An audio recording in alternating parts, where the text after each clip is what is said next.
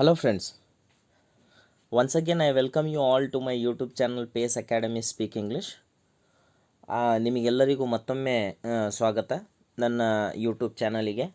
ಈ ಒಂದು ದಿನ ನಾನು ನಿನ್ನೆ ಒಂದು ಮಾದರಿ ಪ್ರಶ್ನೆ ಪತ್ರಿಕೆಯನ್ನು ಹಾಕಿದ್ದೆ.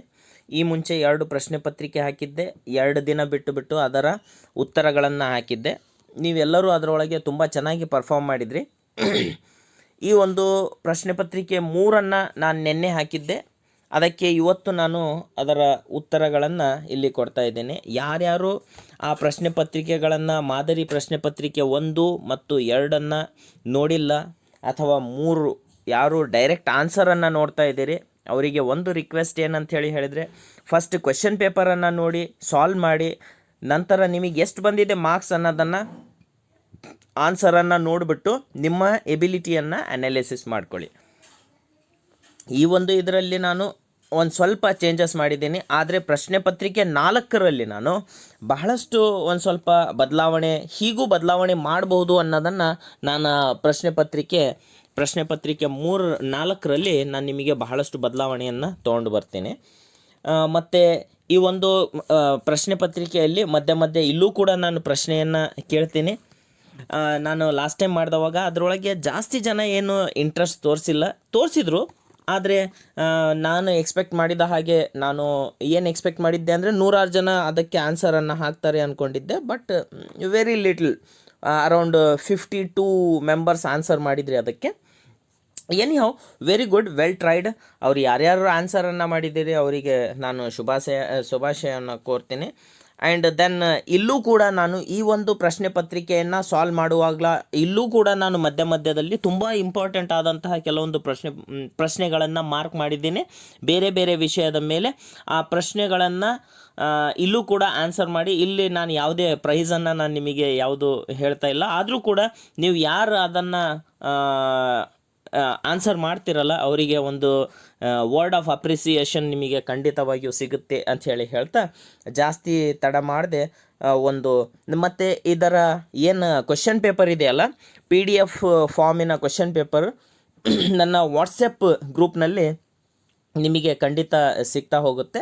ಮತ್ತು ಯಾವ ನಾನು ಏನು PDF ಮಾಡಿದ್ದೀನಿ ಅಥವಾ ಈ ರೀತಿ ಕ್ವೆಶ್ಚನ್ ಪೇಪರ್ಸ್ ಎಲ್ಲ ಕ್ವೆಶ್ಚನ್ ಪೇಪರ್ಸನ್ನು ಅಲ್ಲಿ ಹಾಕ್ತಾಯಿದ್ದೀನಿ.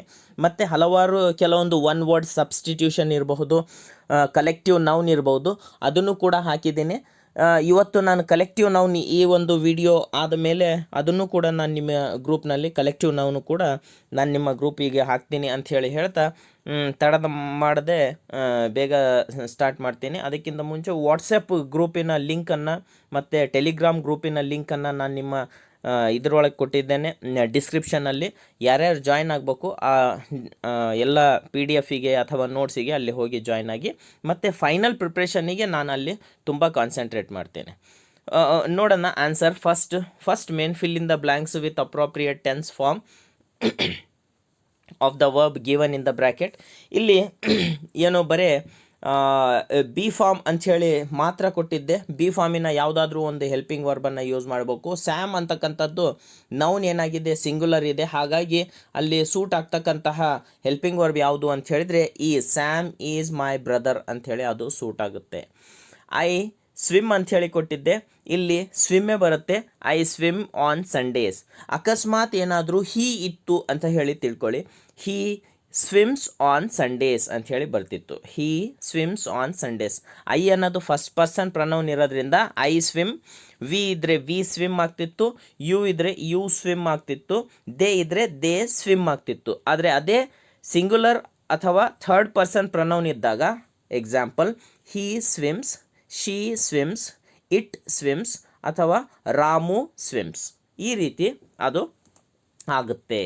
ಯಾಕಂತ ಹೇಳಿದರೆ ಈ ಸೆಂಟೆನ್ಸ್ ಏನಾಗಿದೆಯಲ್ಲ ಅದು ಸಿಂಪಲ್ ಪ್ರೆಸೆಂಟ್ ಟೆನ್ಸ್ನಲ್ಲಿದೆ. ಸುಮಾ ಡಿಂಟ್ ಡ್ಯಾಶ್ ಫುಡ್ ಅಂತ ಹೇಳಿದರು.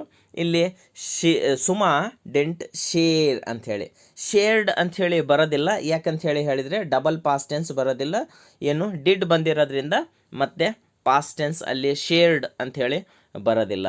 ಮತ್ತೆ ಮತ್ತೆ ನೀವು ಈ ಎಲ್ಲ ರೂಲ್ಸ್ಗಳನ್ನು ನೀವು ಅನ್ಕೋಬಹುದು ಲಾಸ್ಟ್ ಕ್ವೆಶನ್ ಪೇಪರ್ನಲ್ಲೂ ಈ ರೂಲ್ಸ್ ಬಂದಿತ್ತು ಅಂಥೇಳಿ. ಹೌದು, ಖಂಡಿತವಾಗಿಯೂ ಬಂದಿತ್ತು. ಬೇರೆ ಬೇರೆ ಕ್ವೆಶನ್ ಪೇಪರ್ನಲ್ಲಿ ಇದೇ ರೀತಿ ಗ್ರಾಮರ್ ಅಂಥೇಳಿ ಹೇಳಿದರೆ ರೂಲ್ಸ್ ಏನು ಚೇಂಜ್ ಆಗೋದಿಲ್ಲ, ಅದೇ ರೂಲ್ಸ್ ಇರುತ್ತೆ. ಅದೇ ರೂಲ್ಸ್ ಬೇಸ್ ಮೇಲೆ ಕ್ವೆಶನ್ಸ್ ಚೇಂಜ್ ಆಗಿರ್ತವೆ. ಹಾಗಾಗಿ ನೀವು ಅದನ್ನೇ ರೂಲ್ಸನ್ನು ಮಂದಟ್ಟು ಮಾಡ್ಕೊಳ್ಳಿ, ಬೇರೆ ಬೇರೆ ಕ್ವೆಶನ್ಸನ್ನು ನೋಡ್ತಾ ಹೋಗಿ. ಇಲ್ಲಿ ಏನು 2 ವರ್ಡ್ಸ್ ಏನು ಚಾಯ್ಸ್ ಅಲ್ಲಿದೆ, ಸಬ್ಜೆಕ್ಟ್ ಆ್ಯಂಡ್ ವರ್ಬ್ ಅಗ್ರಿಮೆಂಟ್. ಇಲ್ಲಿ ಏನು right form of the verb ಅಂತ ಹೇಳಿದ್ದೀವಿ. ಐ ಕನ್ಸಲ್ಟ್ ಅನ್ನೋದು ಸರಿಯಾಗುತ್ತೆ. ಕನ್ಸಲ್ಟ್ಸ್ ಬರೋದಿಲ್ಲ. ಆಗಲೇ ನಾನು ಹೇಳಿದೆ ನಿಮಗೆ, ಇದು ಸಿಂಪಲ್ ಪ್ರೆಸೆಂಟ್ ಟೆನ್ಸ್ ಸೆಂಟೆನ್ಸ್ ಇರೋದ್ರಿಂದ ಅಲ್ಲಿ ಏನಾಗುತ್ತೆ ಅಂತ ಹೇಳಿದ್ರೆ ಹಿ ಶಿ ಇಟ್ ಬಂದಾಗ ಅದರ ಜೊತೆಗೆ ಎಸ್ ಬರುತ್ತೆ, ಐ ವಿ ಯು ದೇ ಜೊತೆಗೆ ಬರೋದಿಲ್ಲ. ಇಲ್ಲಿ ಮಾತ್ರ ಉಲ್ಟಾ ಆಗಿದೆ. ಅಲ್ಲಿ ನಾನು ಹೇಳಿದ್ನಲ್ಲ, ಸಿಂಗುಲರ್ ನೌನ್ ಬಂದಿದೆ, ಮಿಸ್ಟರ್ ಸಿಂಗುಲರ್ ಆಗಿರೋದ್ರಿಂದ ಮಿಸ್ಟರ್ ಜಾನ್. ಇಲ್ಲಿ ಏನು ಬರುತ್ತೆ ಅಂತ ಹೇಳಿದರೆ ಮೇನ್ ವರ್ಬಿನ ಜೊತೆಗೆ ಎಸ್ ಆ್ಯಡ್ ಆಗುತ್ತೆ, ಬರೀ ವಿಸಿಟ್ ಬರಲ್ಲ, ವಿಸಿಟ್ಸ್ ಬರುತ್ತೆ. ಈ ಒಂದು ಕ್ವೆಶನ್ನಲ್ಲಿ ನಾನು ಏನು ಮಾಡಿದ್ದೆ, ಕ್ವೆಶನ್ ನಂಬರ್ 6 ನೋಡಿ, ಅಲ್ಲಿ ನಾನು 2 ಡ್ಯಾಶನ್ನು ಕೊಟ್ಟಿದ್ದೆ. ನೀವು ಕ್ವೆಶನ್ ಪೇಪರಿನ ವಿಡಿಯೋ ಮತ್ತೆ ಹೋಗಿ ನೋಡಿದರೆ ನಿಮಗೆ ಅರ್ಥ ಆಗುತ್ತೆ. ಅಲ್ಲಿ ನಾನು 2 ಡ್ಯಾಶನ್ನು ಕೊಟ್ಟಿದ್ದೆ. ಇಲ್ಲಿ ಡ್ಯಾಶ್ನಲ್ಲೂ ಕೂಡ ನೋಡಿ, ಇಲ್ಲಿ ಬಿ ಅಂತ ಕೊಟ್ಟಿದ್ದೀನಿ, ರೀಡ್ ಅಂತ ಹೇಳಿ ಕೊಟ್ಟಿದ್ದೀನಿ. Students dash dash in the library. ಅಲ್ಲಿ ಬಿ ಫಾರ್ಮಿನ ಒಂದು ಹೆಲ್ಪಿಂಗ್ ವರ್ಬ್ ಬರಿಬೇಕು, ನಂತರ ಈ ಮೇನ್ ವರ್ಬ್ ಇದೆಯಲ್ಲ ಅದರ ಕರೆಕ್ಟ್ ಫಾರ್ಮ್ ಆಫ್ ವರ್ಬನ್ನು ಬರಿಬೇಕು. ಹಾಗಾಗಿ ಸ್ಟೂಡೆಂಟ್ಸ್ ಪ್ಲೂರಲ್ ಇರೋದ್ರಿಂದ, ಸ್ಟೂಡೆಂಟ್ಸ್ ಅನ್ನೋದು ಪ್ಲೂರಲ್ ಇರೋದ್ರಿಂದ ಏನು ಬರುತ್ತೆ ಅಂತ ಹೇಳಿದ್ರೆ ಆರ್ ಬರುತ್ತೆ. ಮತ್ತು ರೀಡ್ ಇರೋದು ಏನು ಮಾಡ್ತಾ ಇದ್ದಾರೆ, ಈಗ ಓದುತ್ತಿದ್ದಾರೆ ಅಂಥೇಳಿ ರೀಡಿಂಗ್ ಬರುತ್ತೆ. Students R reading in the library, ಇದು ಸರಿಯಾದ ಉತ್ತರ ಆಗುತ್ತೆ. ಕೆಲವೊಮ್ಮೆ ಹೀಗೂ ಕೂಡ ಬರುತ್ತೆ, ಗಮನ ಇಟ್ಕೊಳ್ಳಿ. ಬರೀ ಒಂದು ಡ್ಯಾಶ್ ಮಾತ್ರ ಒಂದೇ ವರ್ಡ್ ಬರುತ್ತೆ ಅಂಥೇಳಿ ಯಾರಾದರೂ ತಿಳ್ಕೊಂಡಿದ್ರೆ ಅದು ಎಲ್ಲದನ್ನು ನೀವು ಕ್ವೆಶನ್ ಪೇಪರ್ ಸಾಲ್ವ್ ಮಾಡುವಾಗ ತುಂಬ ಗಮನ ಇಟ್ಟು ನೋಡಬೇಕು ಮತ್ತು ಆನ್ಸರ್ ಮಾಡಬೇಕು. Then he dash a music teacher. Is a music teacher or are music teacher. ಇಲ್ಲಿ he ಇರೋದ್ರಿಂದ ಸಿಂಗ್ಯುಲರ್ ಇರೋದ್ರಿಂದ ಅದರ ಜೊತೆಗೆ ಈಸ್ ಬರುತ್ತೆ. he ಜೊತೆಗೆ is, she is, it is. ಮತ್ತು ಸಿಂಗ್ಯುಲರ್ ನೌನ್ ಒಂದು ಹೆಸರು ಇದ್ದಾಗ ರಾಮು ಈಸ್ ಅಥವಾ ಸುರೇಖಾ ಈಸ್ ಹೀಗೆ ಬರುತ್ತೆ. ಅದೇ ಆರ್ ಯಾವಾಗ ಬರುತ್ತೆ ಸರ್, ಐ ಜೊತೆಗೆ ಆ್ಯಮ್ ಬಂದರೆ we are, you are, they are, ಹೀಗೆ ಪ್ಲೂರಲ್ ಇದ್ದಾಗ ಆರ್ ಬರುತ್ತೆ. ಫಸ್ಟ್ ಪರ್ಸನ್ ಜೊತೆಗೆ ಆ್ಯಮ್ ಬರುತ್ತೆ. Second person, first person plural we ಜೊತೆಗೆ ಆರ್ ಬರುತ್ತೆ. ದೆನ್ ಸೆಕೆಂಡ್ ಪರ್ಸನ್ ಪ್ರನೌನ್ ಜೊತೆ ಯು ಜೊತೆಗೆ ಏನು ಬರುತ್ತೆ ಅಂತ ಹೇಳಿದ್ರೆ ಆರ್ ಬರುತ್ತೆ. ದೆನ್ ಥರ್ಡ್ ಪರ್ಸನ್ ಪ್ಲೂರಲ್ ಜೊತೆಗೆ ಆರ್ ಬರುತ್ತೆ, ದೇ ಆರ್ ಅಂಥೇಳಿ ಈ ರೀತಿ ಬರ್ತಾ ಹೋಗುತ್ತೆ. Next correct the sentences. ಏನು ಎರರ್ ಐಡೆಂಟಿಫಿಕೇಶನ್ ಅಂಥೇಳಿ ಹೇಳ್ತಾರೆ. ನಾನು ಹಿ ಹ್ಯಾಸ್ ಪ್ಲೇಯಿಂಗ್ ಕ್ರಿಕೆಟ್ ಅಂಥೇಳಿ ಕೊಟ್ಟಿದ್ದೆ. ಹಿ ಹ್ಯಾಸ್ ING ಫಾರ್ಮ್ ಬರೋದಿಲ್ಲ ಅಲ್ಲಿ, ಅದು ತಪ್ಪಾಗುತ್ತೆ. ಹಿ ಹ್ಯಾಸ್ ಪ್ಲೇಡ್ ಕ್ರಿಕೆಟ್ ಆಗಬೇಕು, ಇಲ್ಲ ಅಂತ ಹೇಳಿದ್ರೆ ಹಿ ಈಸ್ ಪ್ಲೇಯಿಂಗ್ ಕ್ರಿಕೆಟ್ ಆಗಬೇಕು. ಎರಡರಲ್ಲಿ ನೀವು ಏನು ಮಾಡಿದ್ರೂ ಕೂಡ ಸರಿ ಅಂಥೇಳಿ. ಆಪ್ಷನಲ್ಲಿ ನಿಮಗೆ ಕೊಟ್ಟಿರೋದ್ರಿಲ್ಲ, ಆದರೆ ನೀವೇ ಡಿಸ್ಕ್ರಿಪ್ಟಿವ್ ಬರೆಯೋದ್ರಿಂದ ನೀವು ಸೆಂಟೆನ್ಸ್ ಸರಿ ಬರೆಯೋದು ಅಷ್ಟೇ ಅಲ್ಲೇ ಬೇಕಾಗಿರೋದು. ಹಾಗಾಗಿ ಹಿ ಈಸ್ ಪ್ಲೇಯಿಂಗ್ ಕ್ರಿಕೆಟ್ ಅಂತ ಏನಾದರೂ ಬರೀರಿ, ಅಥವಾ ಹ್ಯಾಸ್ ಇದ್ದರೆ ಇಲ್ಲಿ ಏನಾಗಬೇಕು ಅಂತ ಹೇಳಿದ್ರೆ ಮೇನ್ ವರ್ಬ್ PLAYED ಆಗಬೇಕು. Okay. Then second question, I plays cricket. ನಾನು ಆಗಲೇ ಹೇಳಿದೆ ನಿಮಗೆ, ಐ ಜೊತೆಗೆ ಫಸ್ಟ್ ಪರ್ಸನ್ ಪ್ರನೌನ್ ಇರೋದ್ರಿಂದ ಸಿಂಪಲ್ ಪ್ರೆಸೆಂಟ್ ಟೆನ್ಸ್ನಲ್ಲಿ ಎಸ್ ಆ್ಯಡ್ ಆಗಲ್ಲ, ಐ ಪ್ಲೇ ಬರುತ್ತೆ. ಹಿ ಶಿ ಇಟ್ ಜೊತೆಗೆ ಮಾತ್ರ ಎಸ್ ಆ್ಯಡ್ ಆಗೋದು ಅಂಥೇಳಿ ಹೇಳಿದೆ. ಹಿ ಹ್ಯಾವ್ ಅಂಥೇಳಿ ಯೂಸ್ ಮಾಡಿದ್ದೀನಿ. ಇದು third person pronoun he she it ಇರೋದ್ರಿಂದ ನೋಡಿ, ಹಿ ಅಥವಾ ಶಿ ಅಥವಾ ಇನ್ನೊಂದು ಏನು ಅಂತ ಹೇಳಿದರೆ ಇಟ್, ಇದರ ಜೊತೆಗೆ ಯಾವುದು ಬರುತ್ತೆ ಅಂತ ಹೇಳಿದರೆ ಹ್ಯಾಸ್ ಅಂತಕ್ಕಂತಹ ಹೆಲ್ಪಿಂಗ್ ವರ್ಬ್ ಯಾವುದು, ಹ್ಯಾವ್ ಫಾರ್ಮಿನ ಹೆಲ್ಪಿಂಗ್ ವರ್ಬ್ ಬರುತ್ತೆ. ಹಾಗಾದರೆ ಹ್ಯಾಸ್ ಬರುತ್ತೆ. ಹ್ಯಾವ್ ಯಾವುದ್ರ ಜೊತೆಗೆ ಬರುತ್ತೆ, ಐ, ವಿ ಮತ್ತು ಯು, ಇದರ ಜೊತೆಗೆ ಯು ಮತ್ತು ದೇ, ಇದರ ಜೊತೆಗೆ ಏನು ಬರುತ್ತೆ ಅಂತ ಹೇಳಿದರೆ ಹ್ಯಾವ್ ಬರುತ್ತೆ. ಓಕೆ, ಹ್ಯಾವ್ ಬರುತ್ತೆ. ಹಾಗಾಗಿ he has gone to Mysore, has ಬರುತ್ತೆ, ಹ್ಯಾವ್ ಬರೋದಿಲ್ಲ. ಹ್ಯಾವ್ ಅನ್ನೋದು ಇದು ತಪ್ಪು. They were training they were training me these days ಅಂತ ಹೇಳಿದೆ. ಆದರೆ ವರ್ ಅಂತಕ್ಕಂಥದ್ದು ಇದು ತಪ್ಪಾಗಿದೆ. ಏನಾಗಬೇಕು, ದೀಸ್ ಡೇಸ್ ಅನ್ನೋದು ಏನು ತೋರಿಸ್ಕೊಡುತ್ತೆ ಅಂತ ಹೇಳಿದ್ರೆ ಪ್ರೆಸೆಂಟ್ ಟೆನ್ಸ್ ತೋರಿಸ್ಕೊಡುತ್ತೆ. ವರ್ ಅನ್ನೋದು ಅದು ಯಾವುದು ಅಂತ ಹೇಳಿದ್ರೆ ಅದು past tense. Were indicates past tense. That's why are is in present tense. ವರ್ರಿನ ಪ್ರೆಸೆಂಟ್ ಟೆನ್ಸ್ ಯಾವುದು ಆರ್, ಆರಿನ ಪಾಸ್ಟ್ ಟೆನ್ಸ್ ಯಾವುದು ವರ್. ಆದರೆ ಸೆಂಟೆನ್ಸ್ ಯಾವುದರಲ್ಲಿದೆ, ಪ್ರೆಸೆಂಟ್ ಟೆನ್ಸ್ನಲ್ಲಿದೆ. ಹಾಗಾಗಿ ನಾವು ದೀಸ್ ಡೇಸ್ ಏನು ತೋರಿಸ್ಕೊಡುತ್ತೆ ಅಂತ ಹೇಳಿದ್ರೆ ಪ್ರೆಸೆಂಟ್ ತೋರಿಸ್ಕೊಡುತ್ತೆ. ಹಾಗಾಗಿ they are training me these days ಸರಿಯಾದ ಉತ್ತರ. ರೋಹನ್ ಹ್ಯಾಸ್ ಬೀನ್ ಸಿಂಗ್ ಅಂತ ಇತ್ತು ನೋಡಿ, ಇದು ಏನು ತೋರಿಸ್ಕೊಡುತ್ತೆ, sentence is in present perfect continuous tense. Rohan has been singing a song. ಬರೀ ಸಿಂಗ್ ಬರೋದಿಲ್ಲ, ING ಬರುತ್ತೆ. ಹ್ಯಾಸ್ ಬೀನ್ ಬಂದ ತಕ್ಷಣ ಮೇನ್ ವರ್ಬಿನ ಜೊತೆಗೆ ING ಫಾರ್ಮ್ ಬರುತ್ತೆ.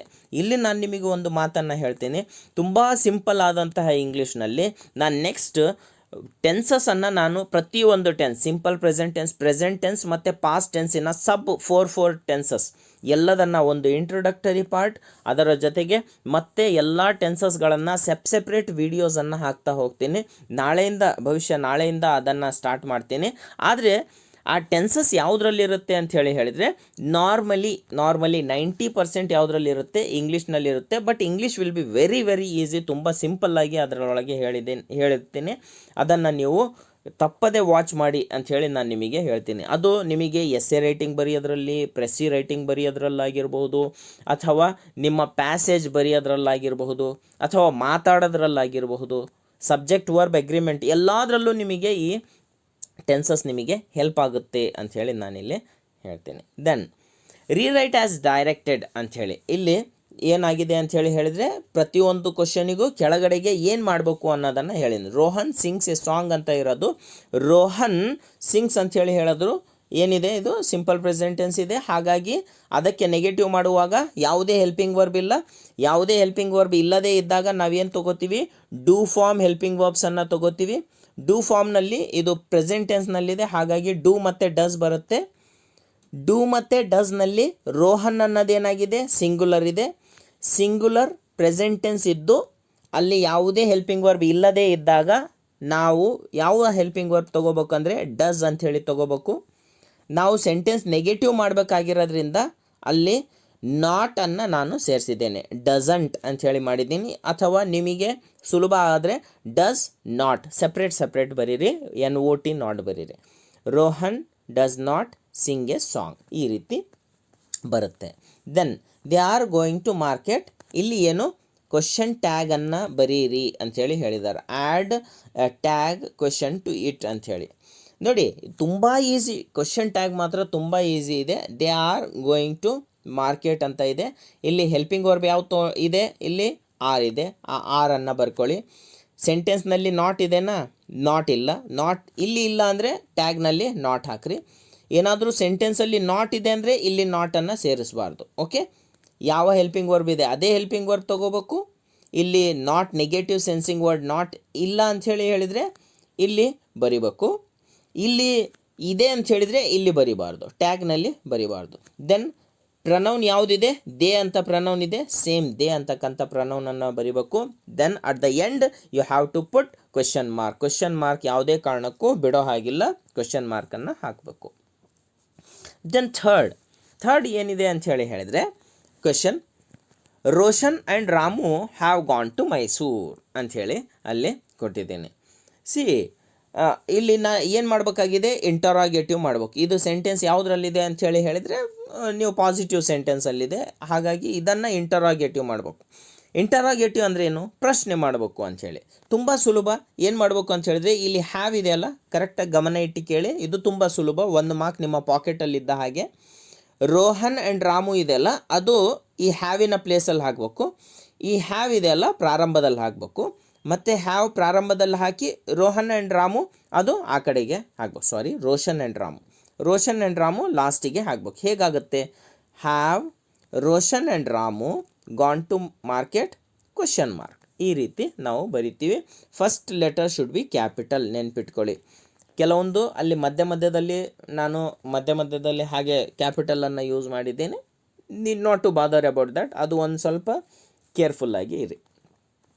ಇಲ್ಲಿ ಏನು ಹೇಳಿದ್ದೀನಿ ಅಂತ ಹೇಳಿದರೆ WH ಕ್ವೆಶನನ್ನು ಬರೀರಿ ಅಂಥೇಳಿ. ಈ ರಾಧಾ ಅಂತಕ್ಕಂತಹ ವರ್ಡ್ ನಿಮಗೇನಾಗಿ ಬರಬೇಕು, ಆನ್ಸರ್ ಆಗಿ ಬರಬೇಕು.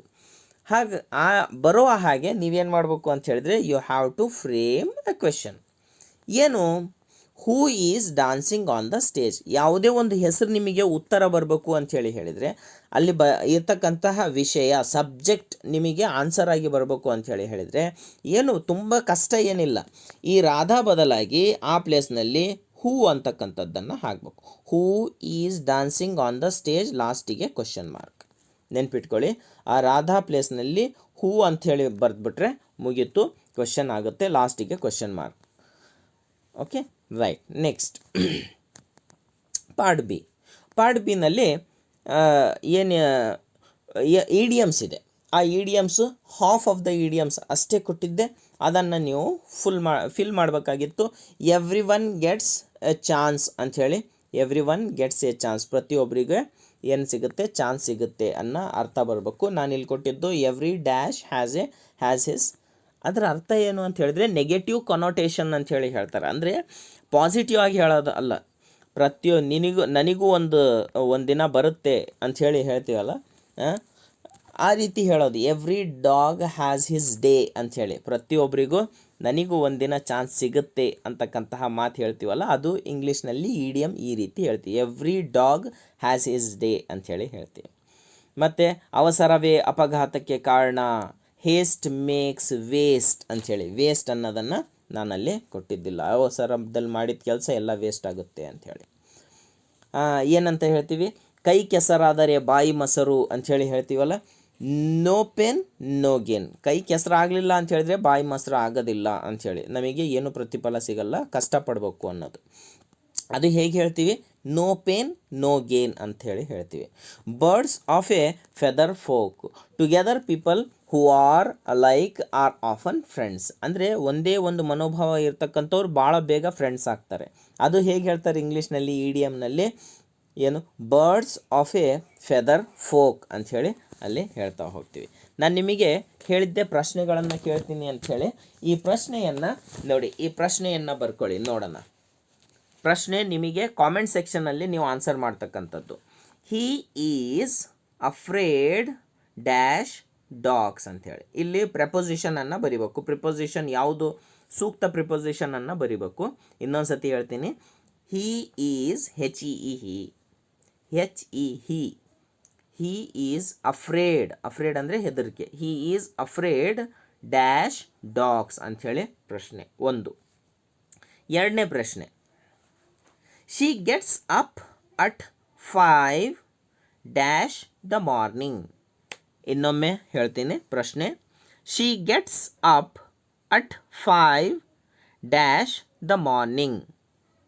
ಇನ್ನೊಮ್ಮೆ ಹೇಳ್ತೀನಿ ಪ್ರಶ್ನೆ, she gets up at 5 dash the morning. ನಿಮಗೇನಾದರೂ ಗೊತ್ತಾಗಿಲ್ಲ ಅಂಥೇಳಿ ಹೇಳಿದರೆ ನನಗೆ ಕಾಮೆಂಟ್ ಸೆಕ್ಷನ್ನಲ್ಲಿ ಕೇಳಿ, ನಾನು ನಿಮಗೆ ಆನ್ಸರನ್ನು ಮಾಡ್ತೇನೆ.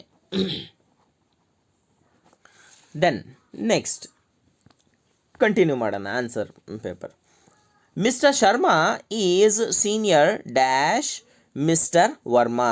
ನೋಡಿ, ಸೀನಿಯರ್ ಅಂಥೇಳಿ ಯಾವಾಗ ಒಂದು ಪದ ಬರುತ್ತೆ, ಅದು ಸೀನಿಯರ್ ಆದ ತಕ್ಷಣ ಅಲ್ಲಿ ಟು ಬರುತ್ತೆ. Okay, senior to me, junior to me, junior than. ಸಾಮಾನ್ಯವಾಗಿ ನೀವೇನು ಬರೀತೀರಿ ಪ್ರೆಪೊಸಿಷನ್ ಇಲ್ಲಿ ಅಂಥೇಳಿ ಹೇಳಿದರೆ senior than me, junior than me, than ಅಂತಕ್ಕಂತಹ ಪ್ರೆಪೊಸಿಷನನ್ನು ಬರೀತೀರಿ. But than is THAN than ಅಂಥೇಳಿ ಬರೀತೀರಿ. But this than is wrong, ಇದು ತಪ್ಪಿದು, ದ್ಯಾನನ್ನು ಯೂಸ್ ಮಾಡಬೇಡಿ. ಸೀನಿಯರ್, ಜೂನಿಯರ್, ಅದು ಆರಿಂದ ಎಂಡ್ ಆಗುತ್ತಲ್ಲ, ಆ ರೀತಿ ಎಂಡ್ ಆಗ್ತಕ್ಕಂತಹ ಪದಗಳಿಗೆ ಮುಂದೆ ಪ್ರೆಪೊಸಿಷನ್ ಯಾವುದು ಬರುತ್ತಂದರೆ ಟು ಅಂತಕ್ಕಂಥ ಪ್ರೆಪೊಸಿಷನ್ ಬರುತ್ತೆ. Next, he is too poor to afford travelling by air. ಏರೋಪ್ಲೇನಿಂದ ಹೋಗೋದಕ್ಕೆ ಅವನು ತುಂಬ ಬಡವ ಇದ್ದಾನೆ. ಇನ್ನು ತುಂಬ ಬಡವ ಇರೋದ್ರಿಂದ ಅವನು ಏರೋಪ್ಲೇನ್ ಜರ್ನಿ ಮಾಡೋದಕ್ಕೆ ಆಗೋದಿಲ್ಲ, ಅಥವಾ ಟಿಕೆಟ್ ಅಫೋರ್ಡ್ ಮಾಡೋದಕ್ಕೆ ಆಗೋದಿಲ್ಲ. ಟೂ ಪುವರ್ ಅಂದರೆ ತುಂಬ ಬಡವ ಅಂಥೇಳಿ ಹೇಳೋದಕ್ಕೋಸ್ಕರ ಟೂ ಪುವರ್ ಅಂಥೇಳಿ ಹೇಳ್ತೀವಿ. Okay, the next question, more than 160 million people suffer, ಇಲ್ಲಿ ಪ್ರೆಪೊಸಿಷನ್ ಯಾವ್ದು ಬರುತ್ತೆ? Suffer from malaria. ಆರ್ ನೀವು ಹೀಗೂ ಹೇಳ್ಬೋದು, ಪೀಪಲ್ ಸಫರಿಂಗ್ ಫ್ರಮ್ ಮಲೇರಿಯಾ ಹಾಗೂ ನೀವು ಹೇಳಬಹುದು. Beware of pickpocketers, pickpockets ಅಥವಾ pickpocketers, beware of pickpocketers ಅಥವಾ ಪಿಕ್ ಪಾಕೆಟ್ಸ್. ನೋಡ್ರಿ, ನಿಮ್ಮ ಪಾಕೆಟ್ ಪಿಕ್ ಆಗುತ್ತೆ ಅಥವಾ ಕಳುವಾಗುತ್ತೆ, ಹಾಗಾಗಿ ನೀವು ಹುಷಾರಾಗಿರ್ರಿ. ಇದನ್ನು ಇನ್ನೊಂದು ರೀತಿಯಲ್ಲಿ ಹೇಳ್ಬೋದು, ಏನಂತ ಹೇಳಿದ್ರೆ ಪಿಕ್ ಪಾಕೆಟ್ಸ್ ಇದೆಯಲ್ಲ, ಪಿಕ್ ಪಾಕೆಟರ್ಸ್ ಕೂಡ ನಾವು ಮಾಡಬಹುದು. ನಿಮ್ಮ ಪಿಕ್ ಪಾಕೆಟ್ ಆಗುತ್ತೆ ಅಥವಾ ಆ ಕಳ್ಳರಿಂದನೂ ಹುಷಾರಾಗಿರ್ರಿ ಅಂತಲೂ ಹೇಳ್ಬೋದು, ನಿಮ್ಮ ಪಾಕೆಟ್ ಬಗ್ಗೆನೂ ಹುಷಾರಾಗಿರ್ರಿ ಅಂತಲೂ ಹೇಳ್ಬಹುದು. ಓಕೆ, ಬಿವೇರ್ ಆಫ್ ಪ್ರೆಪೊಸಿಷನ್ ಯಾವ್ದು ಬಳಸ್ತೀವಿ ಅಂದರೆ ಆಫ್ ಅಂತಕ್ಕಂಥ ಪ್ರೆಪೊಸಿಷನನ್ನು ಬಳಸ್ತೀವಿ. Then time and dash waits for none ಅಂಥೇಳಿ ಹೇಳ್ತೀವಿ. Time and tide waits for none, time and tide ಅಂಥೇಳಿ ಹೇಳ್ತೀವಿ ಅದನ್ನು. Then next fill in the blanks with collective noun. ನೋಡಿ, ನಾವು ಇಲ್ಲಿ ನೋಡಿದರೆ ಕಲೆಕ್ಟಿವ್ ನೌನ್ ಇದೆ. ಆ ಕಲೆಕ್ಟಿವ್ ನೌನಿಗೆ ಎಕ್ಸಾಂಪಲ್ಸನ್ನು ನಾನು ಇಲ್ಲಿ ಕೊಟ್ಟಿದ್ದೀನಿ. Culture, staff, circle, catalogue, cluster ಎಲ್ಲದನ್ನು ಕೊಟ್ಟಿದ್ದೆ. ಇಲ್ಲಿ ನಾವು ಏನು ಹೇಳ್ತೀವಿ ಅಂದರೆ, first A staff of employees, ಅಂಥೇಳಿ ಹೇಳ್ತೀವಿ. ದೆನ್ ಸೆಕೆಂಡ್, ಎಂಪ್ಲಾಯೀಸಿನ ಗುಂಪಿಗೆ ನಾವು ಏನಂತ ಹೇಳ್ತೀವಿ ಅಂದರೆ ಸ್ಟಾಫ್. ನಾವು ನಮ್ಮ ಸ್ಟಾಫಲ್ಲಿ ಹೀಗಿದೆ, ನಮ್ಮ ಸ್ಟಾಫ್ ಹಾಗೆ ಅಂಥೇಳಿ ಮಾತಾಡ್ತಿರ್ತೀವಲ್ಲ ಅದು. Then a catalogue of prices, price catalogue ಏನೈತಿ ಇಸ್ಕೊಳಪ್ಪ ಅಂಥೇಳಿ ಹೇಳ್ತಿರ್ತೀವಿ. ಪ್ರೈಸಿನ ಕೆಟಲಾಗ್ ಎಲ್ಲಿದೆ ಇಸ್ಕೊಳ್ಳಿ ಅಂಥೇಳಿ ಹೇಳ್ತೀವಿ. ಹೋಟೆಲಿಗೆ ಹೋದವಾಗ ಮೆನು ಇಸ್ಕೊಳ್ಳಿ ಅಂಥೇಳಿ ಹೇಳ್ತೀವಿ. ಆ ಮೆನ್ಯೂ ಆಫ್ ಡಿಶಸ್ ಅಂಥೇಳಿ ಹೇಳ್ತೀವಿ, ಅದನ್ನು ಕೂಡ ನೆನ್ಪಿಟ್ಕೊಳ್ಳಿ.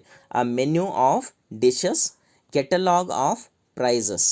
ಓಕೆ, ಕ್ಲಸ್ಟರ್ ಆಫ್ ಸ್ಪೈಡರ್ ಎಲ್ಲ ಇರ್ತಾವಲ್ಲ, ಅದರ ಗುಂಪಿರುತ್ತಲ್ಲ, ಅದರ ಗುಂಪಿಗೆ ಕ್ಲಸ್ಟರ್ ಅಂಥೇಳಿ ಹೇಳ್ತೀವಿ. ಕ್ಲಸ್ಟರ್ ಅಂಥೇಳಿ. ಕ್ಲಸ್ಟರ್ ಆಫ್ ಸ್ಕೂಲ್ ಅಂತಲೂ ಕೂಡ ಹೇಳ್ತೀವಿ, ನೆನ್ಪಿಟ್ಕೊಳ್ಳಿ. ದ ಕ್ಲಸ್ಟರ್ ಆಫ್ ಸ್ಕೂಲ್ ಅಂಥೇಳಿ ಹೇಳ್ತೀವಿ. Then a culture of bacteria, ಪೂರ್ತಿ ಭಾಳ ಬ್ಯಾಕ್ಟೀರಿಯಾ ಇರ್ತಾವಲ್ಲ, ಅದರ ಗುಂಪಿಗೆ ಏನಂತ ಹೇಳ್ತೀವಿ ಅಂದರೆ ಕಲ್ಚರ್ ಅಂಥೇಳಿ ಹೇಳ್ತೀವಿ. Culture of bacteria. Circle of friends ತುಂಬ ಸಾಮಾನ್ಯವಾಗಿ ಬಳಸ್ತಾ ಇರ್ತೀವಿ. ಫ್ರೆಂಡ್ ಸರ್ಕಲ್ ಅಂಥೇಳಿ ಹೇಳ್ತೀವಿ. ಸರ್ಕಲ್ ಆಫ್ ಫ್ರೆಂಡ್ಸ್ ಅಂಥೇಳಿ ಹೇಳ್ತಾ ಇರ್ತೀವಿ. Okay, right. ನೆಕ್ಸ್ಟ್ ದೆನ್ ಪ್ರಿಫಿಕ್ಸಸ್ಸನ್ನು ನೋಡಿದಾಗ, ಪ್ರಿಫಿಕ್ಸ್ನಲ್ಲಿ ನಾವು ಏನು ನೋಡ್ತೀವಿ ಅಂಥೇಳಿ ಹೇಳಿದರೆ, ಇಲ್ಲಿ ಕಂಫರ್ಟ್ ಅಂಥೇಳಿ ನಾನು ಕೊಟ್ಟಿದ್ದೆ, ಕಂಫರ್ಟ್ ಇಷ್ಟನ್ನು ಕೊಟ್ಟಿದ್ದೆ. ಇಲ್ಲಿ ಡಿಸ್ ಅಂತಕ್ಕಂಥದ್ದು ನಾವು ಹಚ್ಚಿದ್ದೀವಿ.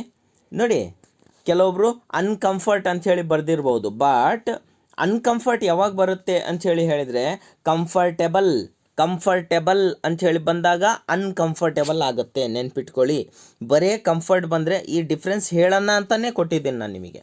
ಬರೇ ಕಂಫರ್ಟ್ ಬಂದರೆ ಡಿಸ್ಕಂಫರ್ಟ್, ಕಂಫರ್ಟೇಬಲ್ ಕೊಟ್ಟಿದ್ದ ಅಂದರೆ uncomfortable. Okay, right. Then second, turn, ಅದಕ್ಕೆ ಪ್ರಿಫಿಕ್ಸ್ ಏನು ಬರುತ್ತೆ? Return, return. Okay, right. Then natural, supernatural. ಇಲ್ಲಿ ಇನ್ನೊಂದು ಬರುತ್ತೆ, ಯಾವುದು ಅಂಥೇಳಿ ಹೇಳಿದರೆ ಅನ್ಯಾಚುರಲ್. ಓಕೆ, ಅನ್ಯಾಚುರಲ್ಲು ಕೂಡ ನೀವು ಬಳಸ್ಬೋದು. ಯಾರಾದರೂ ಅನ್ಯಾಚುರಲ್ ಬರೆದಿದ್ದೀರಿ ಅಂತ ಹೇಳಿದರೆ very good, that is also right. Then lock, unlock ಅಂಥೇಳಿ ಹೇಳ್ತೀವಿ. Final, semifinal. ನೋಡಿ, ಫೈನಲ್, ಸೆಮಿಫೈನಲ್ ಇದು ಅಂತೂ ತುಂಬ ಚೆನ್ನಾಗಿ ಎಲ್ಲರಿಗೂ ಗೊತ್ತಿರ್ತಕ್ಕಂತಹ ವಿಷಯ. ದೆನ್ ಒನ್ ವರ್ಡ್ ಸಬ್ಸ್ಟಿಟ್ಯೂಷನ್ ಅಂಥೇಳಿ ಹೇಳ್ತೀವಿ. ಈ ಒಂದು ಟಾಪಿಕಿಗೆ ನಾವು ಏನು ಹೇಳ್ತೀವಿ? Single word from the list given below ಅಂಥೇಳಿ ಹೇಳ್ತೀವಿ. ಯಾವುದೇ ಲಿಸ್ಟನ್ನು ನಾನಲ್ಲಿ ಕೊಟ್ಟಿಲ್ಲ, ಡೈರೆಕ್ಟಾಗಿ ಕೊಟ್ಟಿದ್ದೆ ನಾನು ನಿಮಗೆ. ಕೆಲವೊಂದು ಚೇಂಜಸ್ ನಾನು ಹೇಳಿದೆ ನಾನು ನಿಮಗೆ, ಇದರಲ್ಲಿ ಕೆಲವೊಂದು ಚೇಂಜಸ್ ಮಾಡೀನಿ. ನೆಕ್ಸ್ಟ್ ಕ್ವೆಶ್ಚನ್ ಪೇಪರ್ ಆದಷ್ಟು ಇನ್ನೊಂದು ಸ್ವಲ್ಪ ಲೈಟಾಗಿ ಟ್ವಿಸ್ಟ್ ಮಾಡಿ ಕೊಡ್ತೀನಿ ನಾನು ನಿಮಗೆ.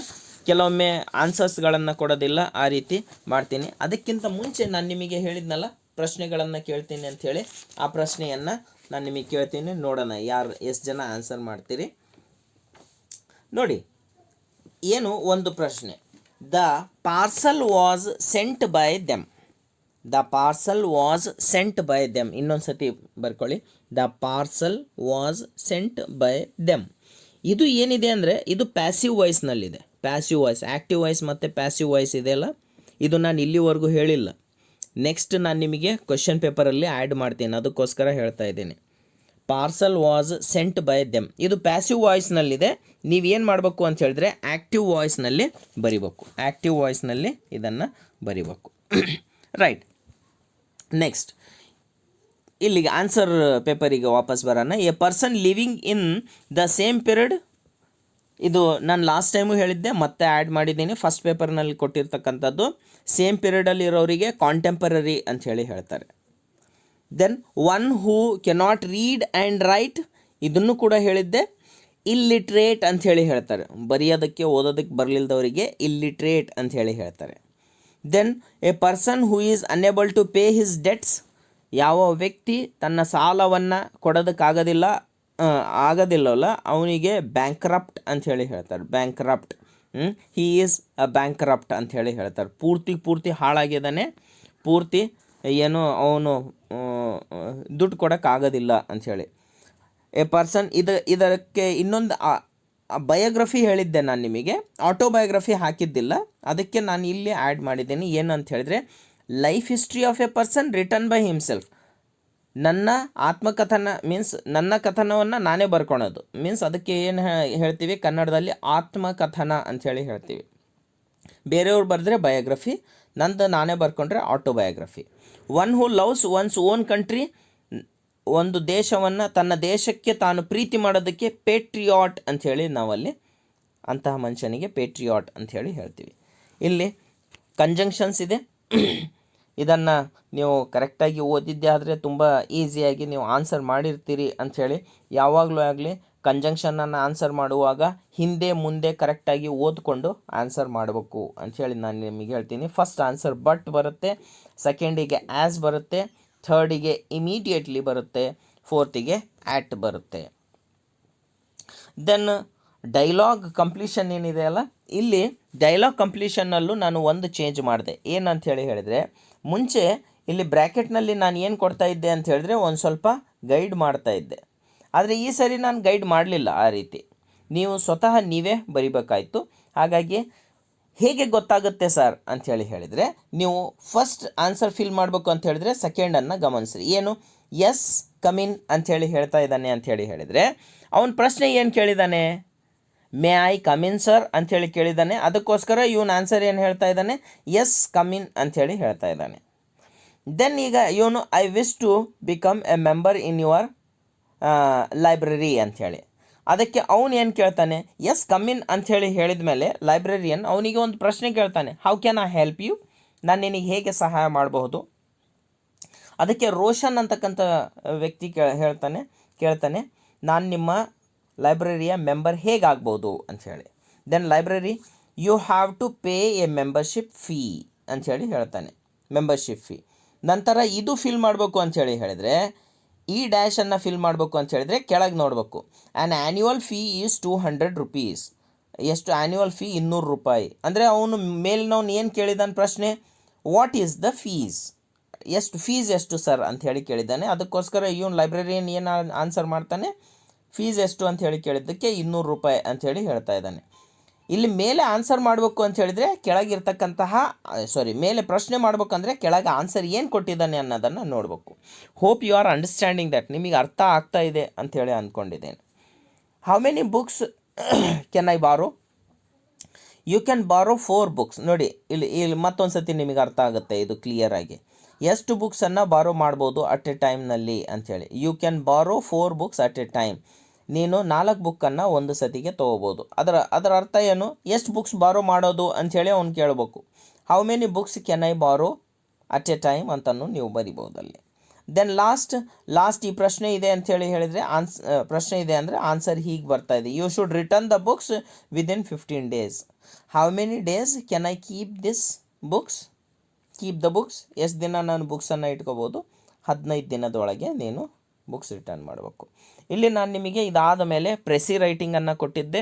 ಆ ಪ್ರೆಸಿ ರೈಟಿಂಗಿಗೆ ನಾನು ಆನ್ಸರ್ಸ್ಗಳನ್ನು ಇಲ್ಲಿ ಕೊಟ್ಟಿದ್ದೇನೆ. This is the answer. ಆ ಪ್ರೆಸಿ ರೈಟಿಂಗ್ 541 words ಇದ್ವು. ಅದು ಬಹಳಷ್ಟು ಜನ ನನಗೆ ಕಾಮೆಂಟ್ ಮಾಡಿ ಹೇಳಿದರು, ಸರ್ ಅದು ಒಂದು ಸ್ವಲ್ಪ ಲಾಂಗ್ ಆಯ್ತು ಸರ್, ಒಂದು ಸ್ವಲ್ಪ ಶಾರ್ಟ್ ಮಾಡಿ ಅಂಥೇಳಿ ಹೇಳಿದರು. ಅದು ನೆಕ್ಸ್ಟ್ ಟೈಮ್ ನಾನು ನಿಮಗೆ ಶಾರ್ಟ್ ಮಾಡಿ ಕೊಡ್ತೀನಿ. ಇದು 150 ವರ್ಡ್ಸ್ ಇದೆ. ನಿಮಗೆ ಈ ಒಂದು ಪ್ರೆಸಿ ರೈಟಿಂಗ್ ನಿಮಗೆ ಹೆಲ್ಪ್ ಆಗ್ಬೋದು, ಅರ್ಥ ಆಗ್ಬೋದು ಅಂದ್ಕೊಂಡಿದ್ದೀನಿ. ಈ ಪ್ರೆಸಿ ರೈಟಿಂಗನ್ನು ನೀವು ಪ್ರಿಂಟೌಟ್ ಆದರೂ ತೆಗೆದಿಟ್ಕೊಳ್ಳಿ ಅಥವಾ ಬರ್ಕೊಂಡಾದರೂ ಇಟ್ಕೊಳ್ಳಿ, ನಿಮಗೊಂದು ಐಡಿಯಾ ಬರುತ್ತೆ. ನೆಕ್ಸ್ಟ್ ಕೂಡ ಈಗ ಪ್ರತಿಯೊಂದು ಪೇಪರ್ನಲ್ಲಿ ನಾನು ಪ್ರೆಸಿ ರೈಟಿಂಗನ್ನು ಕೊಡ್ತಾ ಹೋಗ್ತೀನಿ.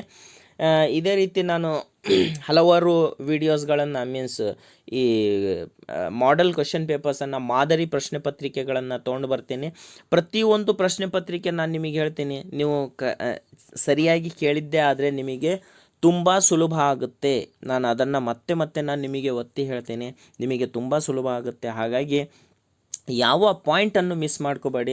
ಪ್ರತಿಯೊಂದು ಪಾಯಿಂಟನ್ನು ನಿಮಗೆ ರಿಪೀಟ್ ಮಾಡಿದ ಹಾಗಾಗುತ್ತೆ, ಅದು ನಿಮಗೆ ಮಂದಟ್ಟಾಗುತ್ತೆ. ಖಂಡಿತವಾಗಿಯೂ ನಿಮ್ಮ ಆನ್ಸರ್ಸ್ ಎಲ್ಲ ಚೆನ್ನಾಗಾಗುತ್ತೆ, ನೀವು ತುಂಬ ಚೆನ್ನಾಗಿ ಮಾರ್ಕ್ಸ್ ತೆಗಿತೀರ. ಮತ್ತೊಮ್ಮೆ ನಾನು ನಿಮಗೆ ಲಾಸ್ಟಲ್ಲಿ ಹೇಳಿ ಈ ಮಾತನ್ನು ಹೇಳಿ ಮುಗಿಸ್ತೀನಿ. ಏನಂತ ಹೇಳಿದರೆ, ಯಾರ್ಯಾರು ಕ್ವೆಶ್ಚನ್ ಪೇಪರ್ಸನ್ನು ನಿಮ್ಮ ವಿಷಯ ಆಗಲಿ ಅಥವಾ ಜನರಲ್ ಇಂಗ್ಲೀಷ್ ಆಗಲಿ ಜನರಲ್ ಕನ್ನಡ ಆಗಲಿ ಯಾವುದೇ ಆಗಲಿ, if you are solving the question papers, half of your work will be less. ನಿಮಗೆ ನೀವು ಕ್ವೆಶ್ಚನ್ ಪೇಪರನ್ನು ಯಾರ್ಯಾರು ಸಾಲ್ವ್ ಮಾಡಿ ನೀವು ಪ್ರಾಕ್ಟೀಸ್ ಮಾಡಿ ಬರಿತಾ ಇದ್ದೀರಿ, ಓದ್ತಾ ಇದ್ದೀರಿ, ನಿಮ್ಮ ಎಫರ್ಟ್ ತುಂಬ ಕಡಿಮೆ ಆಗುತ್ತೆ. ನೀವು ನಿಮ್ಮ ಪ್ರಿಪ್ರೇಷನ್ ತುಂಬ ಚೆನ್ನಾಗಿ ಆಗುತ್ತೆ ಅನ್ನೋದನ್ನು ನಾನು ನಿಮಗೆ ಮನದಟ್ಟು ಮಾಡಿ, hope you have understood this. ನಿಮಗೆ ಹೇಗೆ ಅನಿಸಿದೆ ಅಂಥೇಳಿ ಅಟ್ಲೀಸ್ಟ್ ಒಂದು ಚೆನ್ನಾಗಿ ಅನಿಸಿದೆ ಸರ್ ಅಂಥೇಳಿ ಅಟ್ಲೀಸ್ಟ್ ಒಂದು ಮೆಸೇಜನ್ನು ಮಾಡಿ. Once again I thank you all. Please join my WhatsApp channel, WhatsApp group.